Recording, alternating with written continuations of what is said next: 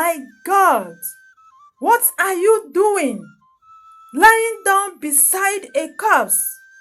Are you out of your mind? Obinna jumped up immediately and began to stammer.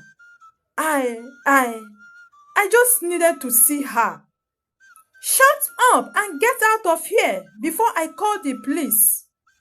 Many years ago, in a small city in the eastern part of Nigeria, a young man named Obinna sat in his room, staring at the screen of his phone. His hands trembled as he scrolled through the old pictures of Amara. Amara and Obinna had been dating for over 2 years, and they were planning to settle down. Their wedding was in 2 weeks' time. As he stared at the pictures of Amara, the memories of the beautiful moments they shared together flashed his mind. Tears rolled down his eyes. His phone buzzed with messages and calls from friends and family members, but he couldn't bear to answer them. How could they understand his pains? His girlfriend, Amara, the love of his life, was dead. The accident happened so quickly. It was a rainy night and Amara was driving back from work. Her car lost control and crashed into a tree. Obinna remembered that night so well. Amara's mother called him at around 10 p.m. The moment he heard her mother's voice crying on the other end, he knew something terrible had happened. Obinna, she is gone, her mother cried. The word hit him like a punch on the head. Gone? To where? I spoke with her on the phone few hours ago, making plans for the weekend, and she promised to cook my favorite meal. How could she be dead? No, this can't be possible. He picked up his phone and dialed her number, but it was switched off. Obinna cried throughout that night. He was heartbroken and he refused to eat or speak with anyone. Each day, Obinna would wish he could see Amara and speak with her for the last time. He became so obsessed with the idea that he needed to see Amara again. Not at the funeral, surrounded by mourners, but alone. He needed to be alone with her. Then he decided to do something very crazy. He knew where her body was kept at the mortuary, awaiting burial. The thoughts haunted him day and night. What if I could sneak in just a moment? I needed to feel her presence again, even if it was cold and lifeless. That night, Obinna made a plan. He knew it was crazy, but he couldn't stop himself. He would sneak into a mortuary and spend one last night with the love of his life. It was the only way he could say goodbye. The Morgue was a small building in the outskirts of town, isolated and quiet. Obinna had passed by it many times, but that very night, the atmosphere was different. It felt like a forbidden place, filled with ghosts. He got into the mortuary at around 11 p.m. There was only one guard at the entrance, an old man who looked half asleep. Obinna approached him and greeted him. "Good evening, sir." The guard looked at him suspiciously. "What do you want?" Obinna hesitated. He knew what he was about to say sounds ridiculous. "I need to see my girlfriend. She is inside." The guard frowned his face and said, "The Morgue is closed. Come back during visiting hours." Obinna quickly pulled out a handful of cash from his pocket. Please, just a few minutes. I will pay you. The guard stared at the money. He looked at Obinna. His countenance changed. And after a long pause, he nodded and said, I am giving you 5 minutes. Just 5 minutes and nothing more. Obinna handed him the money and he allowed him in. The Morgue was colder than Obinna had imagined. The air was filled with the smell of chemicals and disinfectants. He walked down the narrow hallway. His footsteps echoed in the silence. When he reached the room where Amara's body was being kept, his heart pounded. He hesitated at the door. Fear gripped him. He said to himself, what am I doing? This wasn't right. But the need to see her, to feel her presence one last time was strong. He opened the door and stepped inside. Amara's body lay on a wooden table, covered with white clothes. Obinna's hand trembled as he reached for the edge of the white clothes. Slowly, he pulled it back, revealing her face. She looked peaceful, almost as if she was sleeping. But her color had changed, and the warmth that had once made her so full of life was gone. Tears rolled his eyes as he whispered her name, Amara.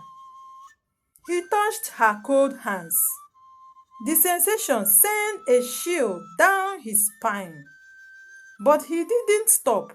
Instead, he sat beside her, holding her hands, remembering the moments they had shared.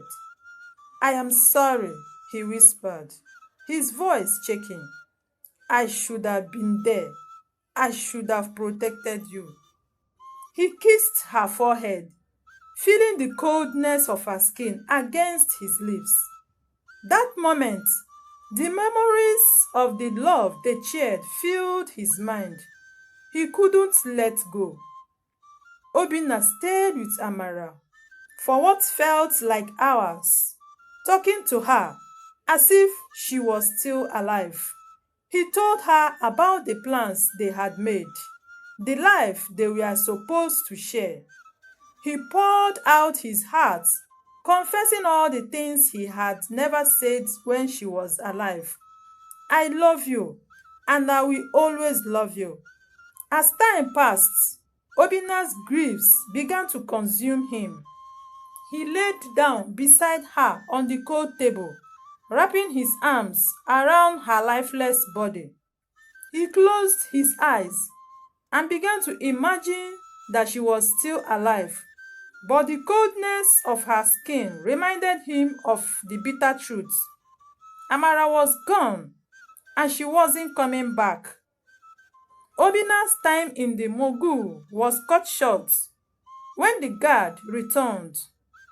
The door cracked open, and the guard's eyes widened in shock at the sight of Obinna lying down beside the corpse. Oh my God! What are you doing? Lying down beside a corpse? Are you out of your mind? Obinna jumped up immediately and began to stammer. I just needed to see her. Shut up and get out of here before I call the police. Obinna hurriedly left the Morgue. He began to panic. He had done something terrible. But in his grief, he wasn't really bothered. All he wanted was one last moment with Amara, and he had gotten it. The next day, news of what he had done spread through the town. People whispered about him, their eyes filled with judgment. His friends and family members distanced themselves. To them, he was no longer just a grieving boyfriend. He was something else. Obinna's life fell apart. He lost his job. His friends and even family members refused to speak to him. Everywhere he went, people stared at him. He became a broken man, haunted by the memory of that night at the Morgue. He spent his days wandering in the streets, lost in thoughts, unable to escape the guilt and shame that consumed him. He realized that he had made a terrible mistake, but he couldn't bring himself to regret it. He loved Amara more than anything. The day of Amara's burial arrived faster than Obinna could imagine. It had been almost 2 weeks since her death. He barely slept, and when he did, his dreams were filled with images of her lifeless face. The burial was to take place at Amara's hometown, a small village not far from the city.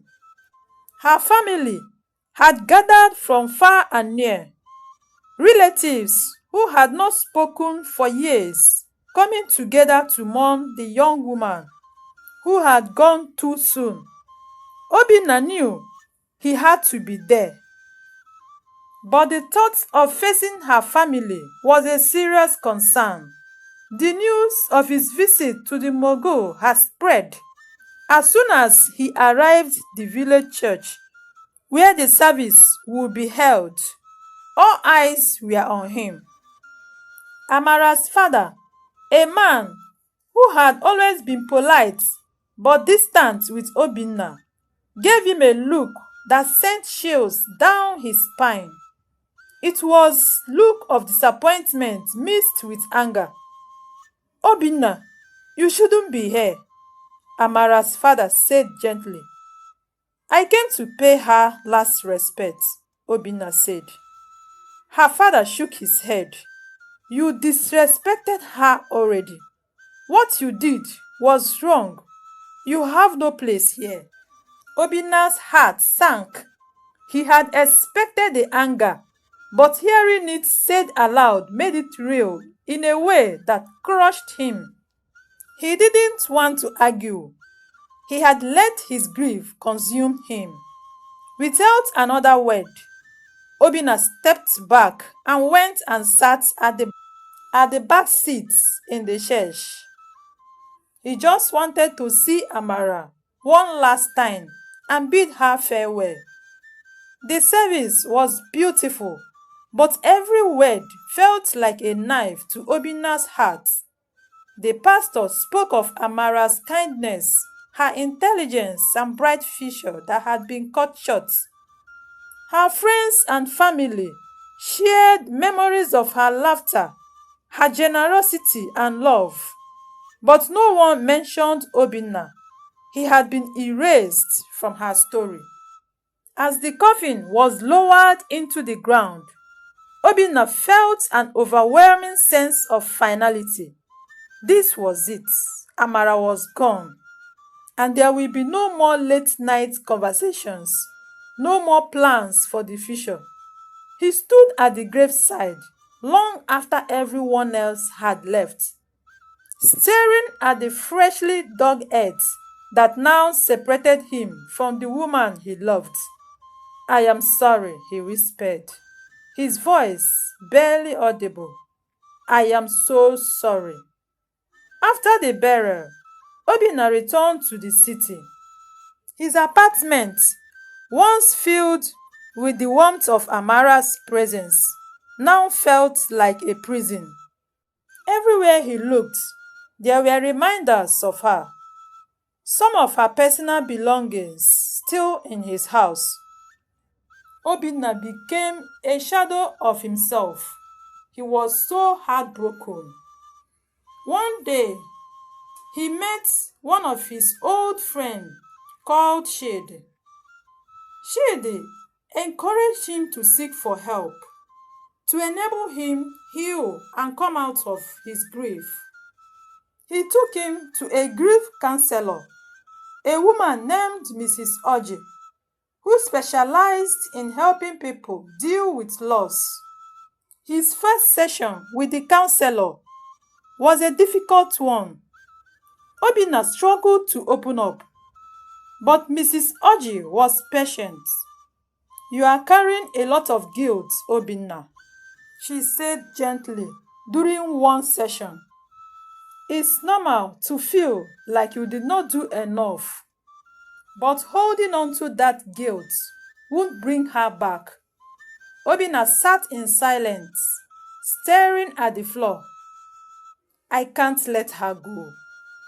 It feels like if I move on, I am betraying her." Mrs. Orji shook her head. "Moving on doesn't mean forgetting her. It means finding a way to live your life while keeping her memory alive. You can't live in the past forever."